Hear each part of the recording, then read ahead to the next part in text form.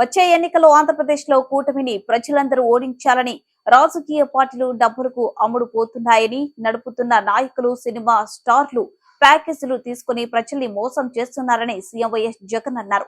పేదల సంక్షేమమే లక్ష్యంగా 5 సంవత్సరాలు పనిచేశామని, ఇప్పుడు పెత్తందారులు ఎలాగైనా ఓడించాలని, పేదలకు అన్యాయం చేయాలని కూటమి కట్టారని, పేదలందరూ జాగ్రత్తగా ఉండి మళ్లీ ఓటు వేసి వైసీపీని గెలిపించాలని, వైసీపీని ఆశీర్వదించాలని ముఖ్యమంత్రి వైఎస్ జగన్మోహన్ రెడ్డి కోరారు.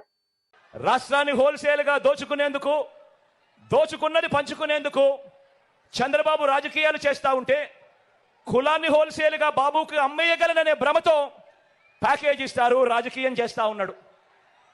ఈ ప్యాకేజీ స్టార్కు మన రాష్ట్రం అంటే ఎంత చులకనంటే, జ్వరం వస్తే పిఠాపురం వదిలి హైదరాబాద్ వెళ్ళిపోయేటంత చులకన. ఇంతకు ముందు ఈ ప్యాకేజీ స్టార్కు పాలకొల్లు, భీమవరం, గాజువాక 3 అయ్యాయి. ఇప్పుడు పిఠాపురం. నా ప్రాంతమైన ప్రేమ ఉండదు, ఏ ప్రాంతమైన ప్రేమ ఉండదు. ఈ మ్యారేజ్ స్టార్కు ఏ భార్య అయినా ప్రేమ ఉండదు, ప్రేమ ఉండదు. పెళ్లిళ్ళే కాదు, ఇప్పుడు నియోజకవర్గాలు కూడా 4 అయ్యాయి. మామూలుగా ఇక్కడ ఒక సామెత ఉంది, చాలా ఫేమస్ సామెత కూడా. పెళ్లికి పిఠాపురట్టుకుని వెళ్ళాడన్నది సామెత. ఆ పిల్లిని చంకన పెట్టుకుని వెళ్ళింది ఎవరా అని ఇంతకాలం ఎవరికి అర్థం కాలేదు.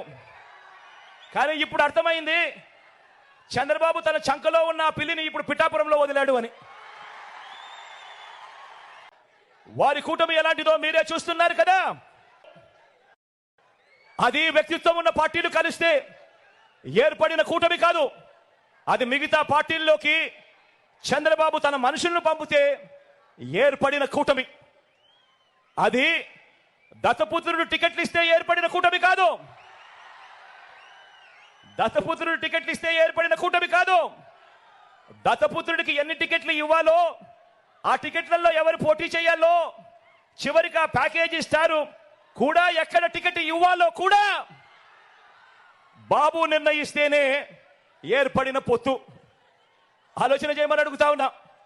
బాబు ఆ ప్యాకేజీ స్టార్ను నువ్వు భీమవరం అంటే భీమవరం, గాజువాక అంటే గాజువాక, పిఠాపురం అంటే పిఠాపురం. బాబు ప్రయోజనం కోసం ఎక్కడ నిలబెడితే బాబుకు ప్రయోజనం కలుగుతుంది అని అంటే అక్కడ నిలబెట్టడం. ఎక్కడ కావాలంటే అక్కడ బాబు సిట్ అంటే సిట్టు, స్టాండ్